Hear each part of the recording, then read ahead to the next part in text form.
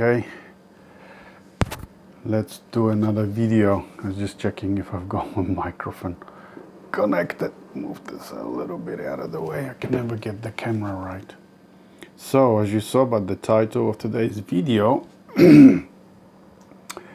I'll be talking about why do you feel so depressed and need breaks from social media so often. It's a little post that I wrote some years ago, but I reposted it a few days ago. So I'll read you first what I wrote here. Because you are getting into discussions about deep feminine wisdom with people with whom there is an ocean of unconsciousness between you. Exactly. As in the words, do your work, then step back. This is serenity. Indeed. I'll give you a few examples in a moment, but what I mean by this is, especially by deep feminine, I mean the archetypal, the mythological mind, or, the way I call it, the intuitive mind. It has its own, not just history, but its own story, and we call it the collective unconscious, or Jung called it the collective unconscious. When you start to call it the divine feminine, a lot of people have issues with this because we are, especially in the Western society, we have the three patriarchal religions or Abrahamic religions, so Judaism, Christianity, and Islam, and all of these emphasize the male God the Father, and the feminine part is either completely missing, as it is in the Jewish tradition, or it's delegated to a status of a whore, for instance, in the Christian tradition, or it's deliberately forbidden, if you like. So that it causes a lot of emotions for people, as people will. So what I'm trying to say with this is that when you start to talk about this, when you start to share the work, and if you have experiences. Because the feminine, the deep feminine, we're talking about the deep feminine, the divine feminine, it has to do with personal experiences of the divine. So we're talking about dreams, archetypal dreams, visions, intuition, poetry, some art, mystic poetry, mystic art that digs deeper than the personal, goes into the collective level of your psyche. We all have, like I said to you before, we all have two levels of a psyche, yeah? The personal and the collective, yeah? So the collective is what Jung called the collective unconscious, right? So we can call it the universal, we can call it the cosmic soul, we can call it the spirit dimension, you can call it eternity, whatever you like, but this is the deeper, and we all have that within us. You're born with it. And when you start to access that deeper dimension and you start to experience it, you might want to put it into art, or you might put it into words, like I did it initially with art and now into words, or both, yeah? And when you start to share this from this dimension, and you have your own experiences, and you start to realize that this is actually nothing to do with the masculine or the male God, which insists that the divinity is separate from you or from us, from humanity, but is actually inherent in all of us, you're going to get a lot of pushback from people that are not there yet. They can't understand any of this. Their whole life is still wrapped up in religious teachings, and that's understandable. But what I'm saying here is, do your work, do whatever it is that you're called to do, and then step away, and don't get into arguments with people who are not ready yet. Yeah? There's a saying, I think, in the Bible, in Matthew, that says, don't let your right hand know what your left hand is doing. I think it's actually attributed to Christ, to Jesus. And what that means, do your work, do what you have to do, and walk away. Yeah?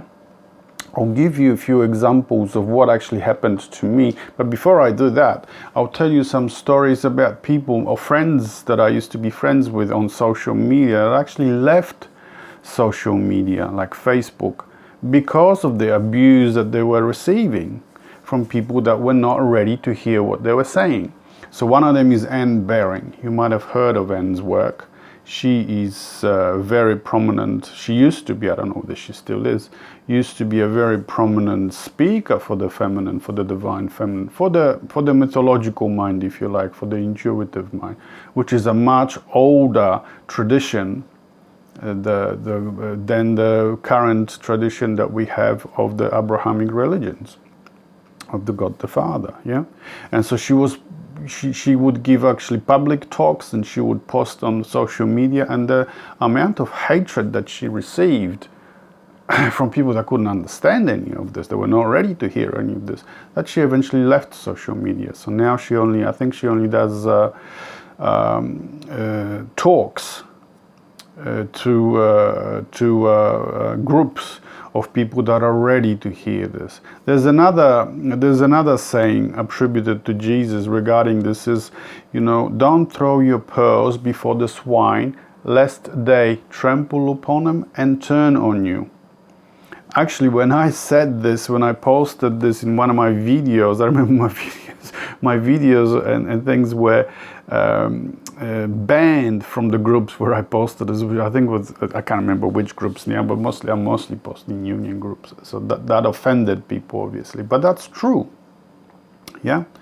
Another person I remember that was getting a lot of flack. I'm not going to mention names now, but there were people that were working were actually sharing the experiences with the feminine, and they knew that there's a much older culture of the goddess that was discovered, for instance, by Maria Gimbutas, the famous Lithuanian American archaeologist.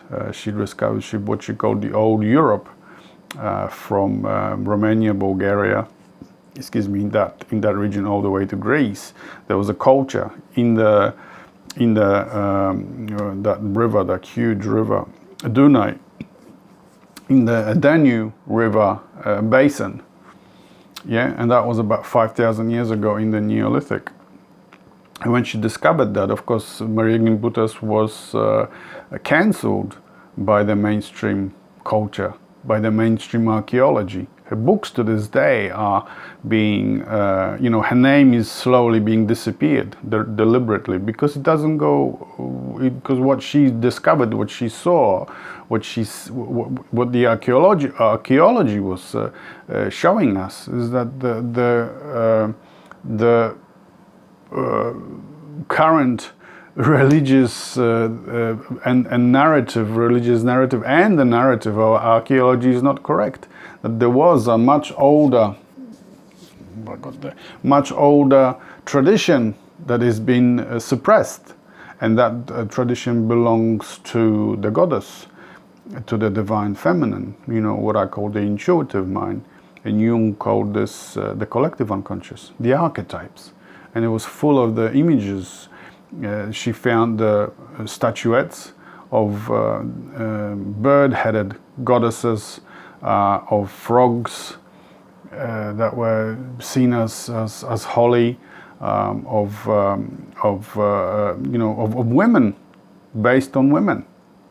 Women ask for the direct experience of the spirit. It is us men that are happy with the books and we're told authority in church and so on. But women usually ask for the experiential. That's why it's called the divine feminine. Yeah. So I'll tell you a few stories of mine when I, not so much now because I don't react that much, but when I did react initially,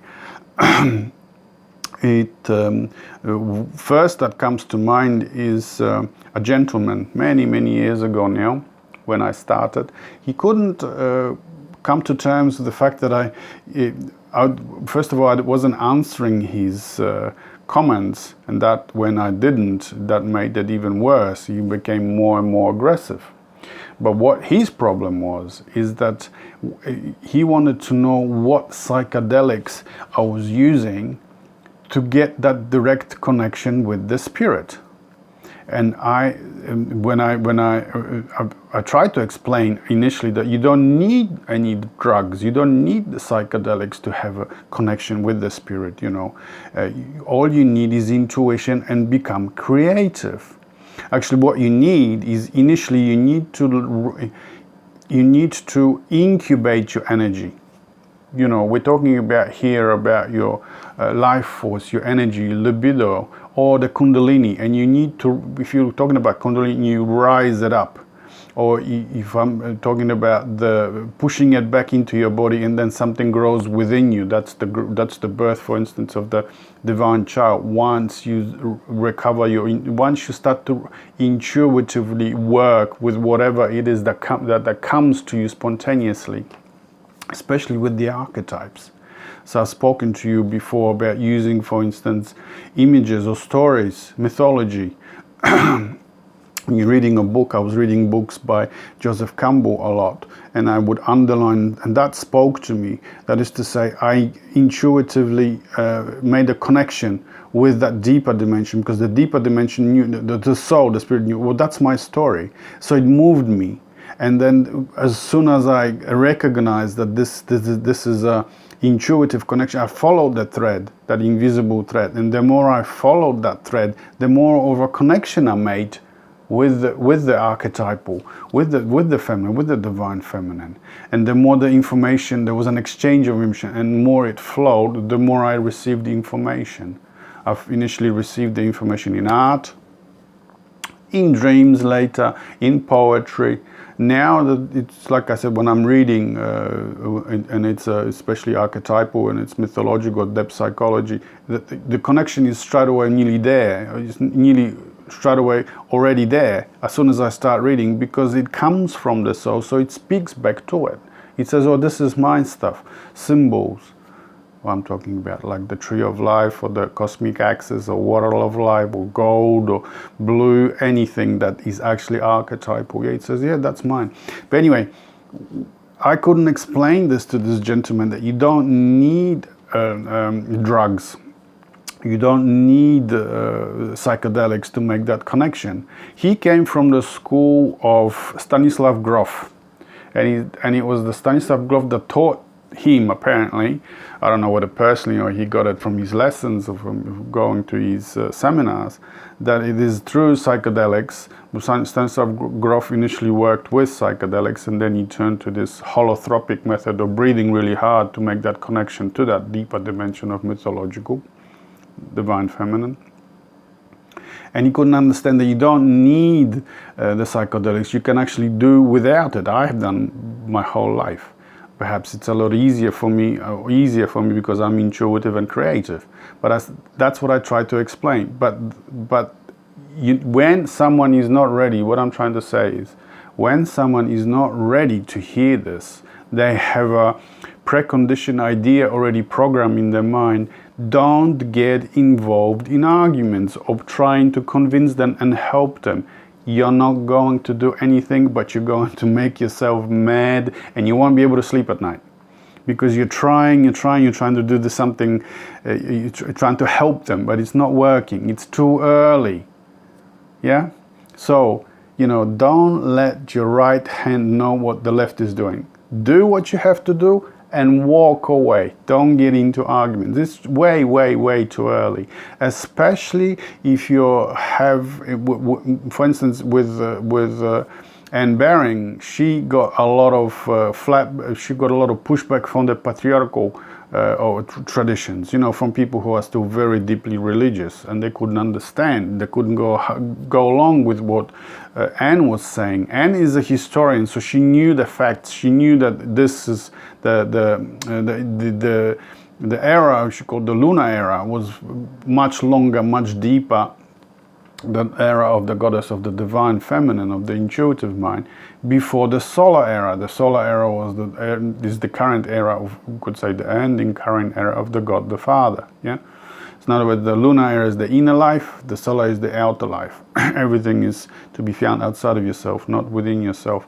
But she was a historian, so she was actually talking from history. She was using facts and locations, geographical location, bit like Maria Gimbutas, and she got a lot of pushback from that. They couldn't understand that this was actually, this is real. This is part of our collective unconscious. This still lives deep within your psyche, within all of our psyche. You can't ignore it. Wholeness comes, I've said this before, not just by being connected to the collective unconscious, to the spirit, but actually recognizing this as the missing half of your psyche. Yeah? So you got your personal unconscious, you could say your religion, whatever, your tradition, your family, your the memory that you have of your youth or your childhood, all those things that are personal to you that you learn during your lifetime. But there's, a deeper dimension that is the memory of humanity, of all of us. And we share exactly the same story. The story of the recovery of the soul, of the spirit. Yeah, and it might be colored in geographical location. It might be colored in tradition, like in Christianity or Islam. It might be colored in, but the story underneath all this, the story remains the same. It's the recovery of the soul, finding the center, finding the archetype or the most inward center, and then sticking with that. And then, living with one foot in this reality, everyday reality outside, and that deeper collective unconscious. Yeah, through art, through dreams, through visions, through synchronicity. Yeah, and I'll tell you another story. When I was going to say something. There's so many for me personally, actually, that I've forgotten now because I don't react to them anymore. There were so many attacks that I've told you this about the in groups when I mentioned that that saying, the Jesus saying, don't throw your pearls before the swine, and lest they step on it and turn on you. And there've been so many, but so now it's important if you start to attract attention. If you start to attract attention, even the good, there will be good attention, people that will like what you're saying, and there will be a lot that are getting upset with what you're saying. So what I'm trying to communicate to you then is, don't worry about it, because if you are communicating this deeper dimension of the divine feminine, the collective unconscious, it is the archetypal. It is very, very important to communicate this. There's very, very few people that do. Because this is what creates the healing, the final coming together of the personal and the upper level of the collective mind, the archetypal. Yeah, because it still lives. This lives within us, with all of us, and this is where we find our divinity, our godhood, and our oneness. Because what you will realize is, if you do your work, and if you look at these images, this symbolic images and the mythology, in mythology, for instance, or depth psychology, or you compare your experience, your mystic experience, to the experience of others, you will realize that it's exactly the same. It might be just colored by your names or geographical, your tradition where you've been learned, but underneath all this, it's exactly the same. The tree. Remember the dream, my dream of finally entering the cave, and this my guide, this feminine, all dressed in white, she walked into the stream, grabbed the cup and filled the cup with the water and gave it to me, and she said, "Drink. This is where many men of old found their gold, the intuition, the enlightenment." This is the exact. The stream was coming down from the roots of a great big flowering tree. That tree that I had dreamed in my dream is the same tree that Buddha sat under and he received his enlightenment, Bodhi tree.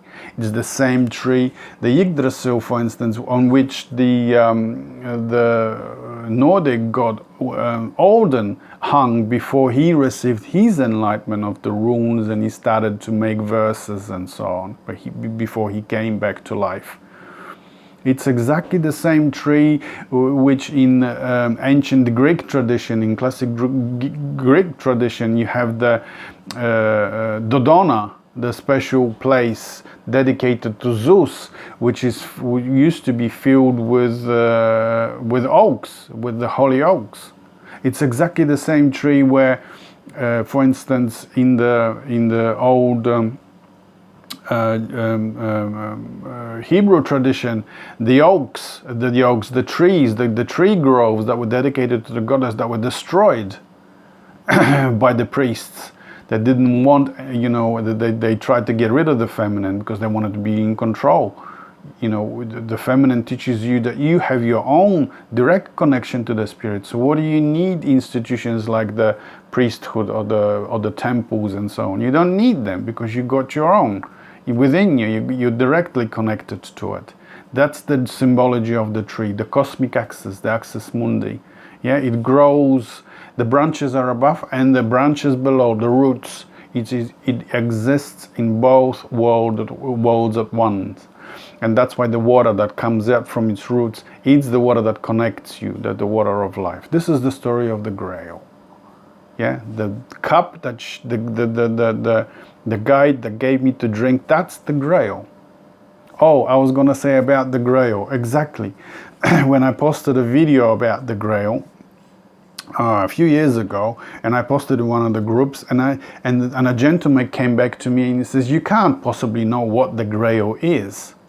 And I tried to explain that the Grail, the story of the Grail, as it is told in one of the scriptures, and it was told by Joseph Campbell and others, is that there was a war in heaven between the good angels and the bad angels, and there were neutral angels that brought the Grail back to earth. And so you got the right side, you got the left side, and you got the middle, the neutral side. That's the meaning of the Grail, the one that connects both the visible and the invisible dimensions. You see? But of course, he started throwing at me all sorts of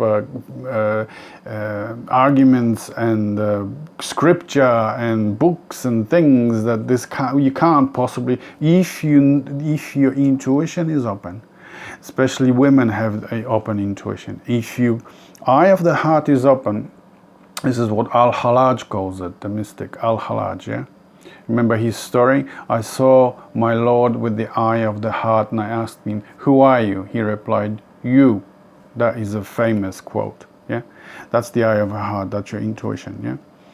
And then, so he started throwing at me that this is not true, this is not what the text says, but if you listen, if you read this with your intuition, you know that it's the middle way, that's the Buddha's middle way, that's the center through which both the spirit and this world are connected. That's the Grail, that's your intuition, that's your eye of the heart, that's your Grail there. There's your left eye looking inward, there's your right eye looking outward. That's why Odin had one eye closed. He looked in and he looked out. That's why he's Wednesday, the middle of the week, between Monday, Tuesday, Thursday, Friday. He sits in the middle, in Wednesday, Wotansday, between the two dimensions, the first half and the second half. The first half is perhaps your, up to your 40, and after your 40 you're supposed to traditionally look more inward, have a more inward life, more reflective life. Yeah, that's the meaning of the week. The whole week, for instance, the 7 days, it could be symbolic of your whole life, so. Anyway, that's another example when I was, attacked for the Grail. You can't explain this to someone who doesn't get it intuitively or hasn't done the work. You can't. So, I tried, I think 2 or 3 replies. After that I gave up, but it kept going. You have to give up, you have to walk away, because otherwise you won't be able to sleep and you can't help them. It's too early, So Don't let your right hand know what your left is doing. Walk away. It does not matter. You've said what you needed to say, and until they get it intuitively, they're not going to get it. And you're just gonna drive yourself mad trying to explain and help. Okay? So that's what I wanted to talk to you about today, and thanks for listening, and I'll see you in the next one. Bye.